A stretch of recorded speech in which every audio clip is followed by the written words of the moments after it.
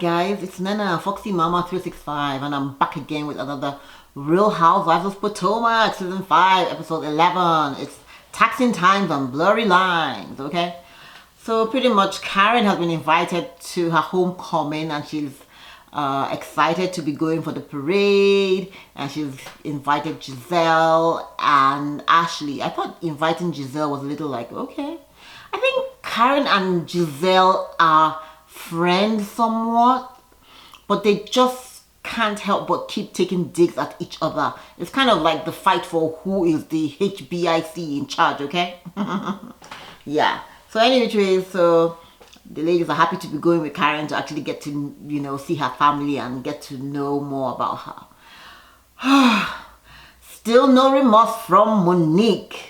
And Candice is like in tears. Yeah, she's meeting with Robyn and she's like, oh, she doesn't know why. No remorse? You mean she's not remorseful? No. She's thinking, well, actually, Karen suggested, and I'm like, girl, Karen suggested that she take, you know, brings on some kind of legal action against Monique. And I'm thinking, girl, if that's what you want to do, just do it already. Stop, you know, saying Karen said, like, so it's going to become an issue, right? Like, oh, that's, people like Ashley, no, people like Candice, you need to be really wary of them. Like, if you're giving them advice, you know, they're going to all find some way, somehow to dig at you. Anyway, she's crying that Monique doesn't have any kind of remorse after the whole fight and all. No, girl. You're crying because you got your ass beat, okay? You lost the fight. Oh, child. Any which ways. Robyn apparently is $90,000 in the hole with the IRS. That ain't good. And you see immediately, even as she's telling, you know, Candice about this, Candice is like, girl, weren't you the one that was telling Karen some time ago that, oh, how could you have forgotten to pay the IRS? How could you have forgotten that you had so much money in debt and all of that? It's not possible to have forgotten. And now here you are saying you forgot. Girl, wink, wink. That's why people like Candice, you just really can't, you know, like Candice is always going to find something to dig at you. Once you give her that little opening, she's going to come at you. Moving right along. I don't know how you can forget to, like, if you're owing $90,000, it's not going to be something like would have happened in 1 year, 2 years, 3 years, maybe 4 years. I don't know. I don't know what, well, get it sorted. And this is going to affect her credit rating, credit standing. She might not be able to buy the house, and she was thinking of getting a house at this point with one, so it's kind of like upsetting, especially being that she had lost so much money, you know, one's money. There's a story which we really haven't gotten the entire story, but we got some bits of it. Some kind of friend of theirs had taken their money, all the money that he was meant to retire off on, had kind of like put it in some investment, and it didn't work out. And one was very upset at her, and it almost led to them actually got a divorce over it, I think he actually said. We'll see. Moving on, Karen. So now the ladies go to the wooden farm, which is all the way in Virginia, and it's a 2-hour drive away. Luckily, Ashley's able to get her babysitter to take care of the baby, so she's able to come. But she looks really nice. Ashley's looking really hot. Yeah, Ashley's looking really cute. Even though she's wearing some nice tight pink heels. I love those shoes.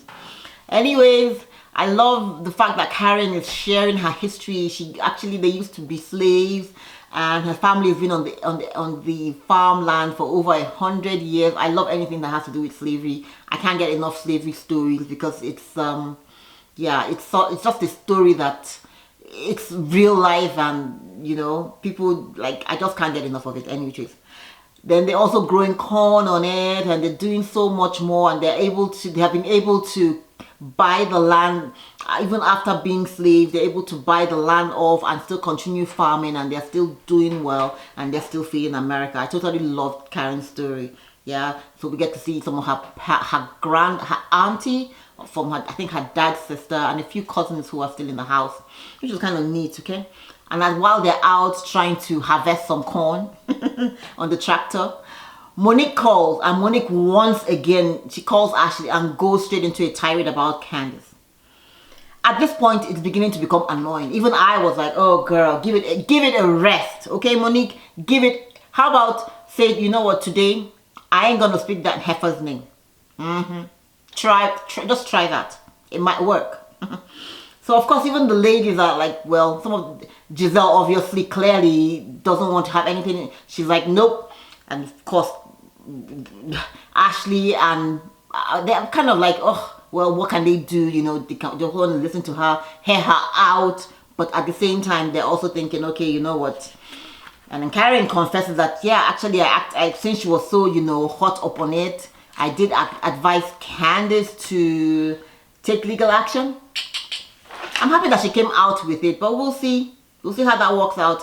Of course, as usual, Giselle's like, nope, I don't want to hear anything about this. I'm done with it. I'm over it. Moving on. Wendy's sitting down with her sister, and both of them are having lunch. Wendy's trying to kind of telling her, look, she wants to kind of change her career path, but she's scared about what their mom is going to say. Their mom is the queen bee. Yeah, and then she's got two doctors. Her sister is a surgeon, but while Wendy has a PhD. But Wendy's feeling kind of like, oh, she wants to explore the world. She wants to look for something else. There must be something else out there. She doesn't want to go back to work. You know, she's been doing this talking commentary, you know, on different networks, and she's kind of enjoying that, but she wants to explore. And she's like, okay, telling her sister, what do you think mom is going to say? And I can tell you as an African woman, this is exactly what mom is going to say. You say you want to do or talk to me about what again? Hey mom, I was actually thinking that, you know, I was thinking maybe I don't really like this job. I was thinking of getting a new job. I was just thinking about, you say what? I was just, you know, thinking, the thought crossed your mind that what you are doing, So you want to leave a good paying job. Let me get you right. You want to leave a good paying job to go and do what? Play around. Then when you come back, who will pay you? Then who will take care of your children? My friend, you better... That is typical Nigeria. That is our reaction. How? Who? Where? And that sigh at the end says it all.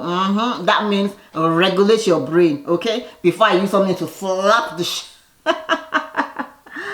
Anyways, we're gonna see how that plays out with Wendy and her mom. I totally loved seeing, you know, I think Wendy can do it, because if her husband is financially stable and for a 6-month period she can try something else, for a 1-year period she has saved enough money to be able to do that. Why not? Life is short. Take it all, you know. Don't even bother. I don't even know why you feel you need to ask your mom. You can let her know, okay? Good luck with that too. Tatiana and Dylan.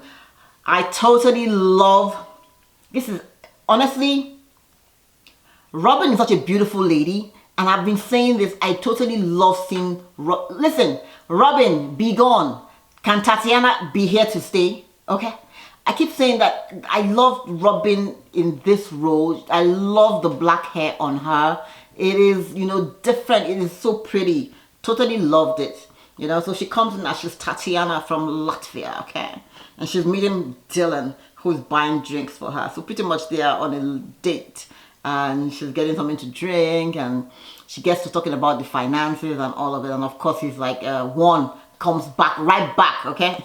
One is like, hey, that is all on you. So hopefully they can fix it, you know, and they can get to do more romantic things. And I totally get where one is still coming from.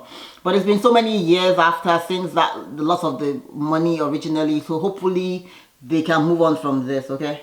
Homecoming parade. Yes, here we have Queen Beyonce all in blue, and she's in the car, and she's gonna be joining the parade. And of course you see Giselle trying to run on her parade and saying, yeah, oh, I totally get why Karen is like so excited, because she's the queen in a city of about 7 people. So oh, Giselle, I don't even like, it's just so unnecessary, you know.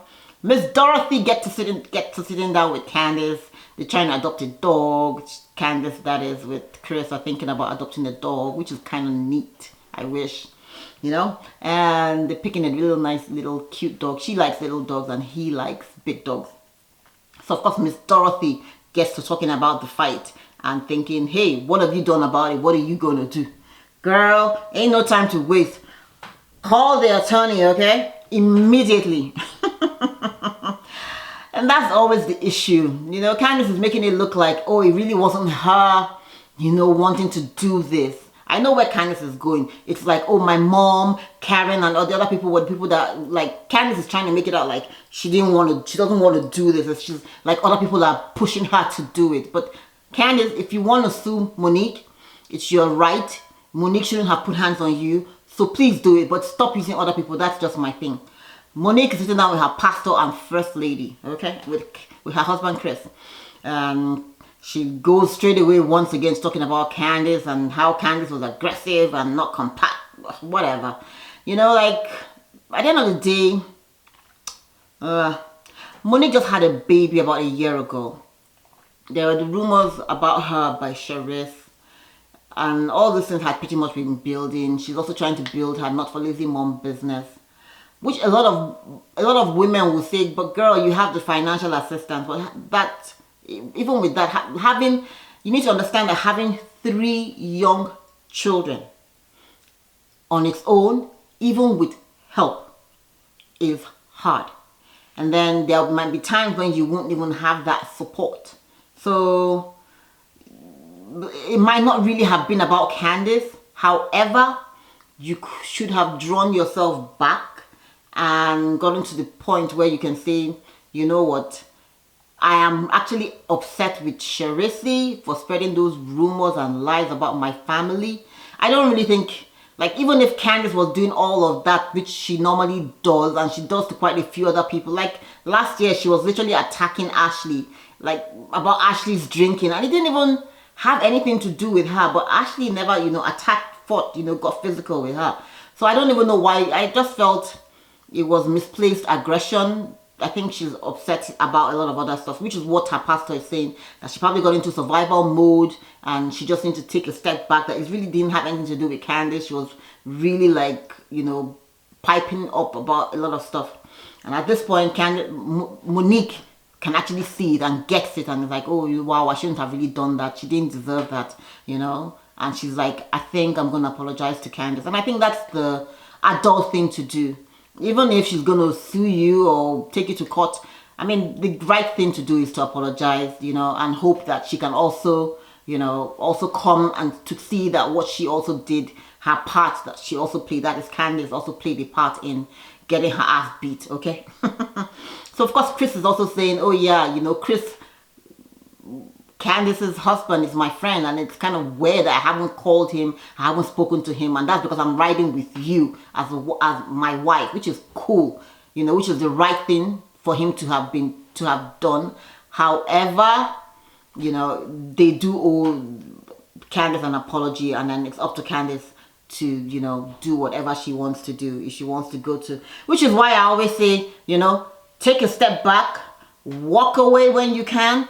Because even though someone is telling you, oh, what are you going to do? And people like all that mouth and all of that. At the end of the day, when push comes to shove, like people that you think are your friends might not even be there for you as friends. One, people that you think that, okay, it was just an ordinary fight. That should be it. We should, you know, and that's it. Nope.